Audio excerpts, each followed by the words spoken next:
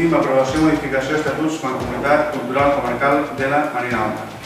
Es tracta d'aprovar una modificació que ha fet la Mancomunitat Cultural, en el qual inclou una modificació en el que és la finalitat de la Mancomunitat i que, per tant, correspon als municipis i als ajuntaments d'aprovar-la per a poder ser tramitada.